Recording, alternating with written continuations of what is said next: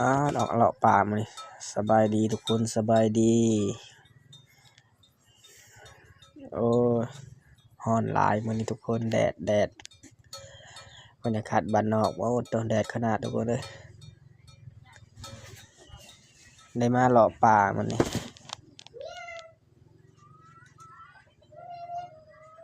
ทุ่งนา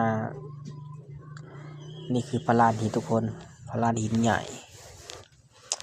อันนี้อากาศธรรมชาติ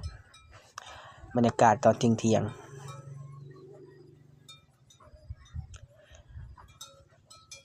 อันนี้ก็11 โมงปลายๆทุกคนเนาะ11 โมงปลายๆแล้วสิเที่ยงนั่นแหละอันนี้ก็คือบรรยากาศบนเฮาเลี้ยงงัวปล่อยมันกินธรรมชาติ